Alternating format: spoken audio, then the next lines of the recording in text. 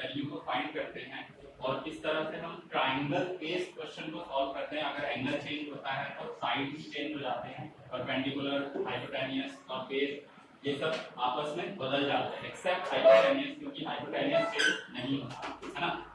तो अब जो हम क्वेश्चन करेंगे वो क्वेश्चन कुछ ऐसे क्वेश्चन होंगे जिनमें प्रॉपर्टीज काम आए। ठीक है, क्या काम आएगी?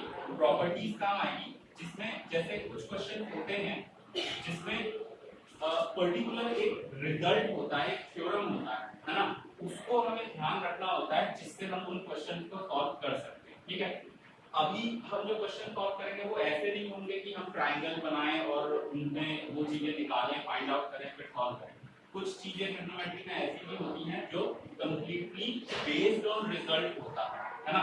जैसे कि मैंने एक आइडेंटिटी बताई थी, मैंने जो आइडेंटिटी बताई थी वो कितने आइडेंटिटीज बताई थी? 3 आइडेंटिटीज बताई थी। उन तीनों आइडेंटिटी के दो सब आइडेंटिटीज भी थे। टोटल मिलाकर कितने थे? कितने थे?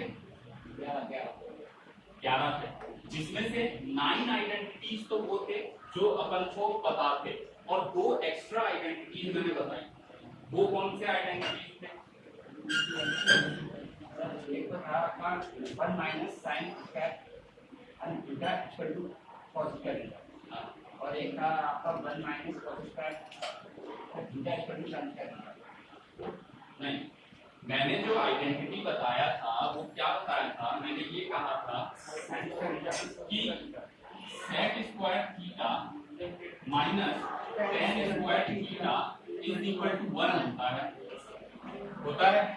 तो मैंने ये कहा था कि अगर मैं sec स्क्वायर थीटा को a मान लूं और tan स्क्वायर थीटा को b मान लूं, अगर मैं इसे a ऐड कर दूं और इसे b ऐड कर दूं, तो यहाँ पे मेरा एक फॉर्मूला क्रिएट होता है और वो फॉर्मूला क्या होता है? a square minus b square होता है।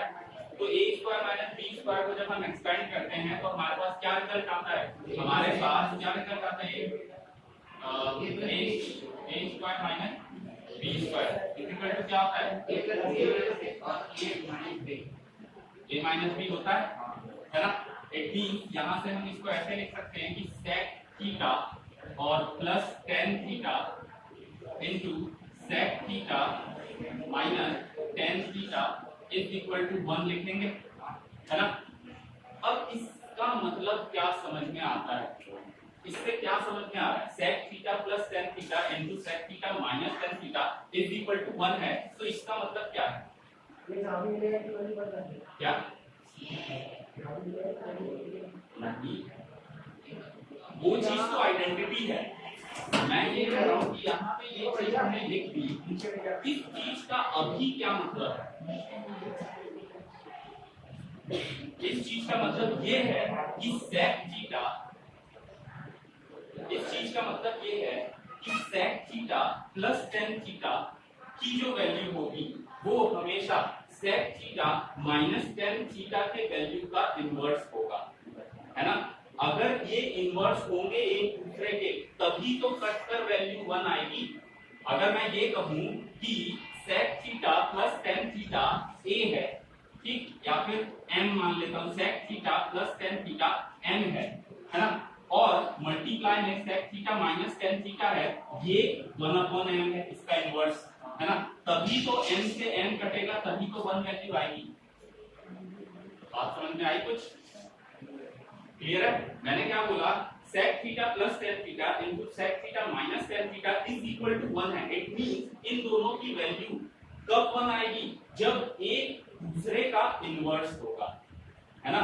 आ रहा समझ में? अगर मैंने sec theta plus tan theta को m लेट कर लिया तो मुझे sec theta minus tan theta को लेट करना होगा 1/m, तभी तो m से m कट के बचेगा क्या? 1। इट मींस ये जो आइडेंटिटी है ये इस चीज को सेटिस्फाई तभी करेगी जब ये दोनों आपस में इनवर्स होंगे। समझ में आ गया? क्लियर है?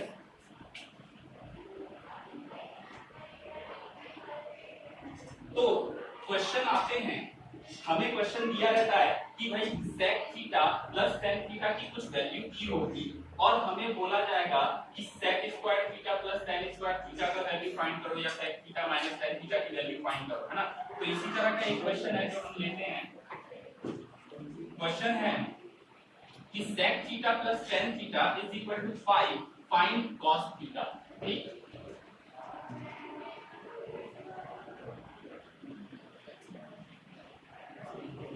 क्वेश्चन क्या है, sec theta plus tan theta, sec theta plus tan theta is equal to 5 and we have to find cos theta।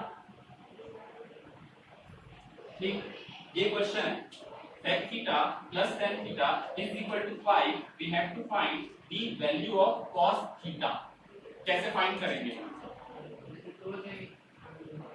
क्या कर देंगे, कैसे तोड़ेंगे,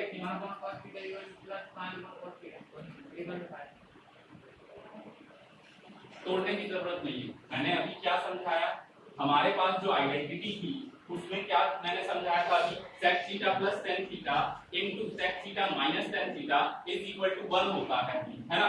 और अगर sec theta plus tan theta की वैल्यू हम कुछ ले लें, लेट्स से m मान लिया, तो sec theta minus tan theta की वैल्यू क्या हो जाएगी, 1/m, है ना, तभी तो कट के वैल्यू आएगी। क्लियर है, तो अगर मैं ये कहूं कि sec theta plus tan theta is equal to 1 दिया है, तो automatically sec theta minus tan theta is equal to 1/5 नहीं होगा, होगा कि नहीं, sec theta plus tan theta 5 दिया है, तो sec theta minus tan theta क्या हो जाएगा, 1/5। दो इक्वेशन मिल गए हमें, फर्स्ट इक्वेशन और सेकंड इक्वेशन, ये दो इक्वेशन मिल गए हमें। ठीक, अब मुझे निकालनी किसकी वैल्यू है, cos थीटा की वैल्यू निकालनी है, और मुझे पता है cos थीटा जो होता है वो इनवर्स होता है किसके, sec थीटा के। तो जो दो इक्वेशन मुझे दिए हैं, इनमें से अगर मैं sec थीटा की वैल्यू फाइंड कर लूं तो मैं cos थीटा की वैल्यू बता सकता हूं, है ना। अब कल जो मैंने बताया था, जब मेरे पास a प्लस b की वैल्यू थी और a माइनस b की वैल्यू थी, तो उसमें से मैंने किसकी वैल्यू निकाली थी, a की वैल्यू निकाली थी, है ना। या फिर अगर b की वैल्यू निकालनी होती तो मैं साइन चेंज कर देता। तो अब मुझे ये देखना है कि मुझे sec थीटा की वैल्यू फाइंड करनी है, तो मुझे यहाँ से tan को रिमूव करना होगा, और क्या tan को रिमूव करने के लिए मुझे साइन चेंज करने की जरूरत है, नहीं है।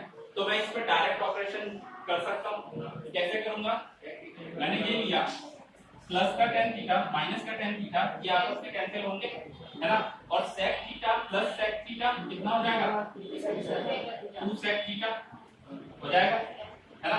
अब यहाँ पे 5 और 1/5, जब 5 और 1/5 को हम प्लस करेंगे तो कितना होगा, ये 25 प्लस 26/5 होगा।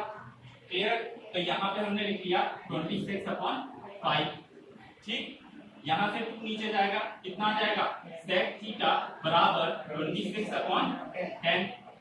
क्लियर, तो यहाँ से जब इसको काटेंगे तो 13/5 आएगा, है ना। तो sec थीटा की वैल्यू हमें क्या मिल गई, 13/5। Hence we know sec theta is equal to 1/cos theta होता है। It means cos theta is equal to 1/sec theta ही होगा, है ना। तो sec थीटा की वैल्यू अगर 13/5 है, तो cos थीटा की वैल्यू क्या होगी, 5/30। This is our answer. Clear, समझ में आ गया।